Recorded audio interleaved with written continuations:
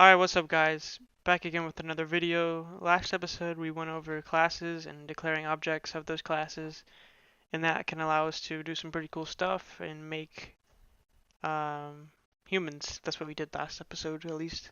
So let's try that again. Let's make a new class of human. And what we're going to be doing this episode is making methods, which are also called functions inside of our classes, which allow us to repeat code really easily and do some really cool stuff really fast. So we're going to declare a variable here named int age, and then we're going to have another one string name, and we'll just keep it there for now. So just these two. And we can create our object now if we want to. So human 5 equals new human, right? And now we have a human. So we can access these things now and set them if you want to.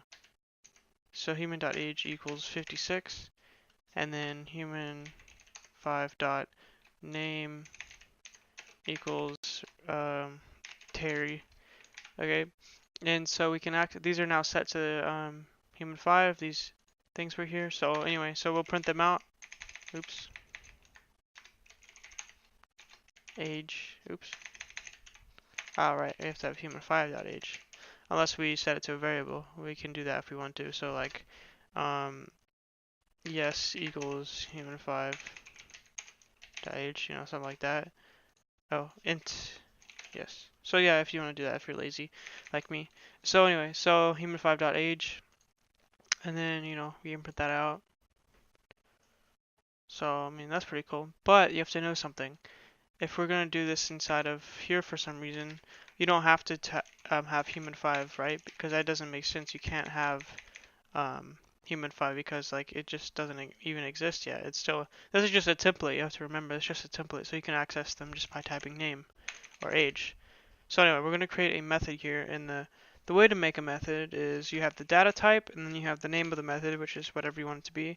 Then inside of here you can have some parameters, which we'll be learning about soon. And then here you have just random code that will be repeated every time you run this. So let's say you want to have some simple stuff. So the most simple one is called a void method. So this means that it returns nothing.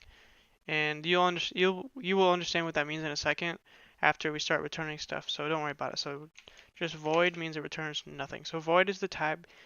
So we got to give it a name now. So void talk. We'll name our method talk. So this will make our human talk. And we could say, I am Terry, name, and fudge, and I am,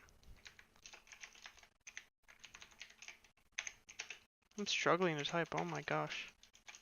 Years old. Okay, so we can run this and nothing will actually happen because although we made the template method, we didn't actually call it. Okay, so we have to call it. So to do that, we'll do human 5 dot talk, and so that's a method. So you have to have the parentheses in the semicolon, of course. So let's run it again, and now we can get hi, I am Terry and I am 56 years old. So every time you run this, you're running that piece of code. So this is really useful because you don't have to keep, copying and pasting this piece of code over and over. It's just way easier if you just run this method. And this will get even more useful later on when you start having to introduce parameters and just cool stuff like that. So there we go. We ran it 3 times, and we could do as many as we want. And yeah, so okay, let's say we want to return a value. So what does that mean? So let's say we have a program here, and instead of outputting it ourselves, like here, we output all of this ourselves. We just return the value of something, basically. So let me show you what I mean. So we're gonna have we're gonna get rid of this one. No, we'll leave it actually, because it doesn't matter as long as we don't call it. So we're gonna do calculate will be another method. So we're adding calculate assuming our human has a brain. So calculate, and then we'll have 3 variables here. So int 1, int 2, int 3. And what this piece of code will do, it will output the product of all 3 of these things, 2 and 3. Okay, so there we go. So we can call this right now if we want to, but we're going to run into a problem. You'll see in a second. So if we run this, nothing will happen. Well, it worked, but it actually didn't really exactly work. It has 0, but why would it be 0? Well, because we didn't set these to be anything down here when we initialized our new object. So we have to set it to be something. So human5.1, oh my gosh, equals 5. Human5.2 equals 6, and human5.3 equals 7. So now we should calculate and get a big number because we're multiplying all these times each other and we should get 210. So that's good. And so yeah, what we did is we calculated something and outputted it automatically.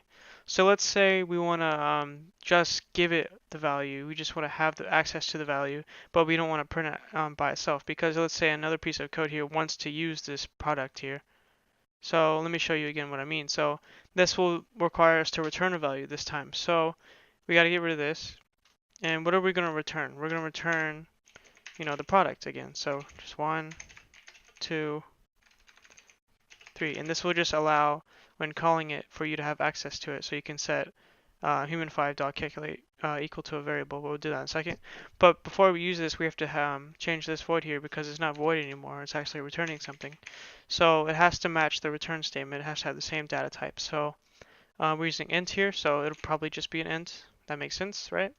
And so if you're using double here, I mean, if these are all doubles and you're returning, or if the result of your calculation gives you a double for some reason and you're casting or whatever, then you would put double here. Just anything that you're returning. It doesn't matter what you have up here, as long as you have this to match the return statement. Anyway, so this should work. Let's see if we call it, what will happen. Nothing should happen because now we're just returning it. We're not outputting anything like we had before. We had an output statement. So now we have access to it, right? So we can set it to equal a variable. So int product equals that. So now let's try outputting product. So now product is set to the value of this, right? So let's do that. Now we get 210. So that works exactly how it should work. So that's pretty cool. And so let's test this again. Let's try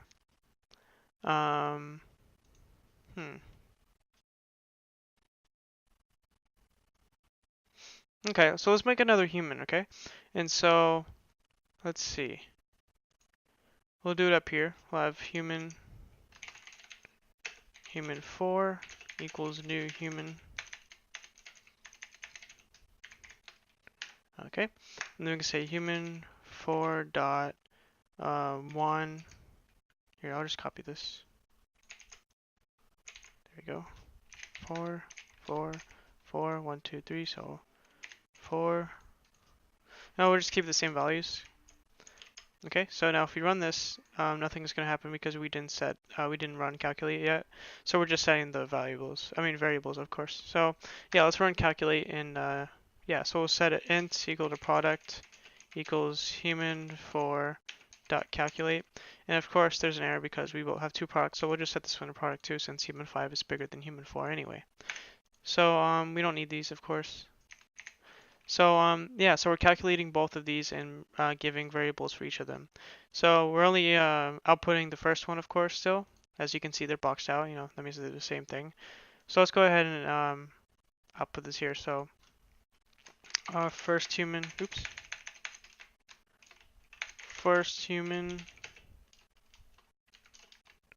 oh my gosh, I am struggling to type.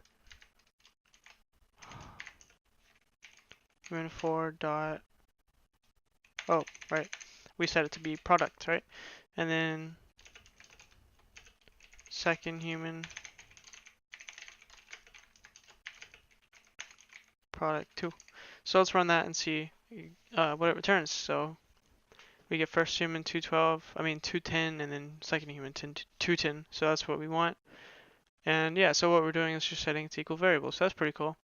But let's say it can get pretty tedious if you have a lot of variables. I mean, it's already tedious for me since I had to copy it to set these every time you make a new object. So, I mean, there's a way easier way around that is by using parameters. So let's go ahead and try that on the first one, right?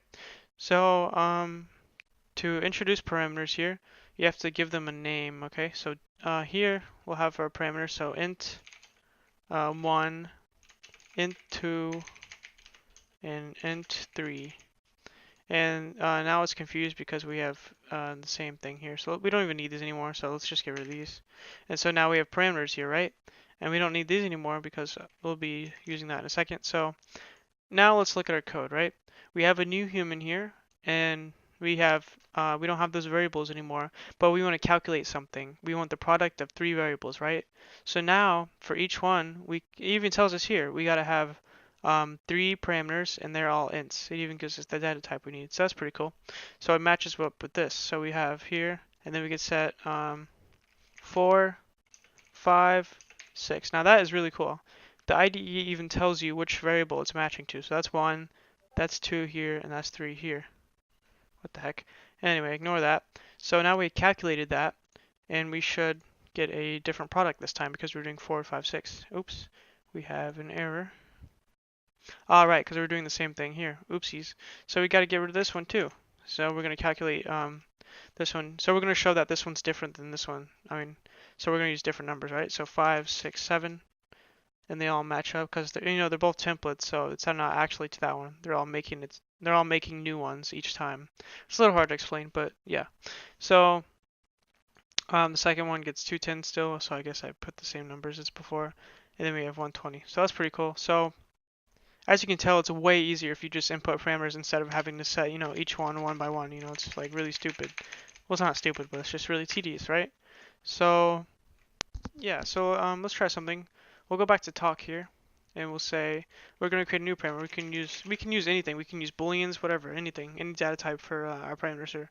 So we'll say string name, and then comma for the next one, and then int age. And then we'll get rid of these so it doesn't get confused. Although we can keep them if we want to, but we don't need them anymore.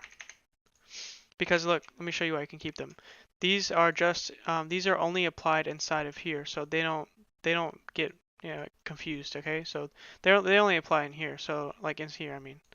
So they don't. There's something called scope where it doesn't come out of a function. Everything you declare inside of here doesn't exist out of here. Basically, is what I'm trying to say. Sorry, if I'm a little confusing, but yeah. So I'm just gonna get rid of these because like I said, we don't need them, right? All right, so let's use this, and so we'll use talk here. So we'll use it on product 2, okay? So if we call this product 2 dot talk. What am I doing? Holy crap! Oh, not on product 2. I mean human 5. Sorry. So if you use this on human 5 dot talk, we have access to that, right? And look, oh my gosh, that's so beautiful. So even if we call this here, the suggestion even tells us that we have to have 2 parameters here. So it's just magical. So anyway, so we call that, and then we can have our parameters here. So we'll name him Joe, and then we'll give him an age. Anyway, so we'll give him an age of 16, and then if we run this, look up here. We're not returning anything here, right? Here's void, so it's just going to output it for us because that's what we set it to do. So it's going to output it, So it says I am Joe and I'm 16 years old. Exactly what we want. It's amazing. So we're going to do this for human 4 also. So human 4 dot talk in, I don't know. I'm trying to think of a name. I'm really uncreative. And then she's 65. That's a female. So we get that, and it works exactly how we want it to work. So anyway, that's pretty much it for this. Think about something for a second before we leave. Imagine you're trying to make like a calculator or something, and you really want to have to repeat stuff over and over and over. This would be so useful because when you're doing your calculations, you can obviously just input your variables, your parameters, one by one, just so easily. And so that's something we might be working with in the future. We're going to be doing some practice projects maybe. And so yeah, I hope you enjoyed this episode. Leave a like if you like it. Subscribe if you want to see more, and leave a comment if you need help, and I'll help you. And yeah, so yeah, subscribe and peace.